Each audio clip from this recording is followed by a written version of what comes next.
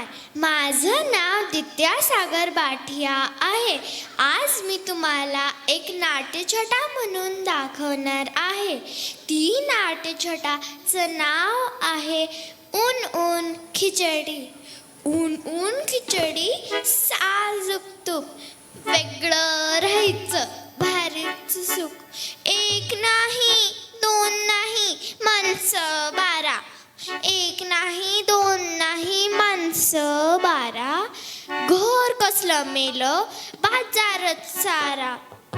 सासूबाई मामाची नंदा दीर, सासूबाई मामाची नंदा दीर, जावीच्या पोराची सदा पिरपिर.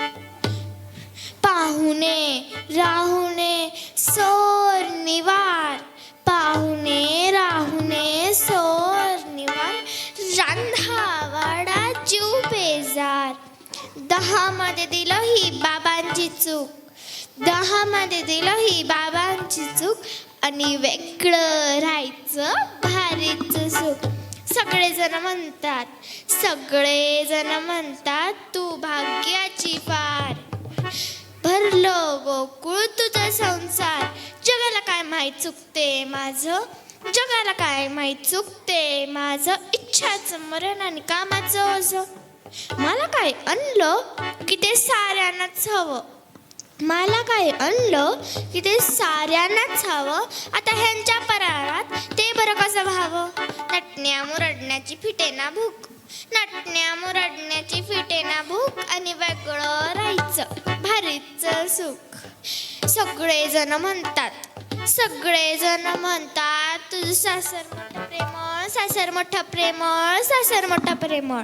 आहो प्रेमळ प्रेमळ म्हटलं तर सासू ती सासूच, एवढूच जीव असलं तर विंचू तर विंचूच. चिमुकली नंदबाई चुकली थलकी, वीट भरला कडाला हातभर जेलपी.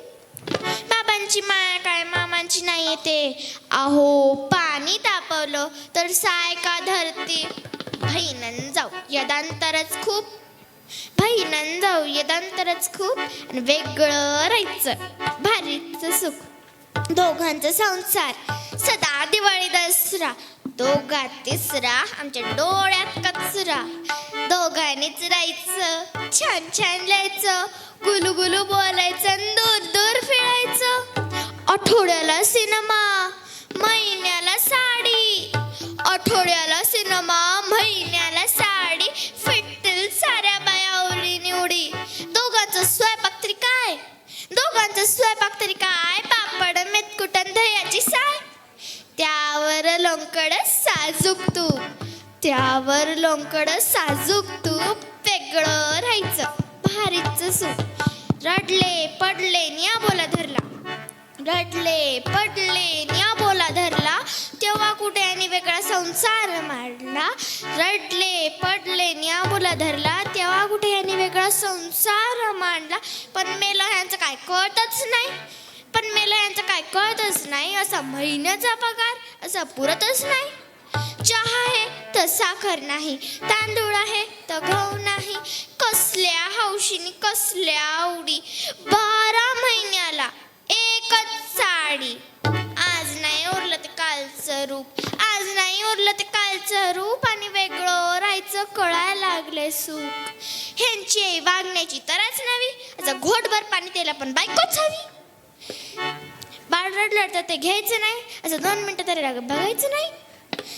स्वयंपाक करायचा मीच, भांडी घासायची मीच, ह्यांची मर्जी पण राखायची मीच, आणि बाळला पण घ्यायचं मीच.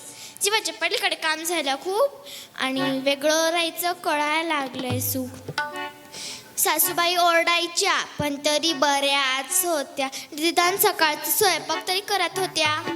मामाजी दिवसभर बाळाला घ्यायचे, भाऊजी बाजारात करायला जायचे, कामात व्हायची मदत व्हायची. पण आता काय, आता काय, थंडगार खिचडी आणि संपलंय तूप, थंडगार खिचडी आणि संपलंय तूप, आणि वेगळं राहायचं कळायला लागलंय सुख, आणि वेगळं राहायचं कळायला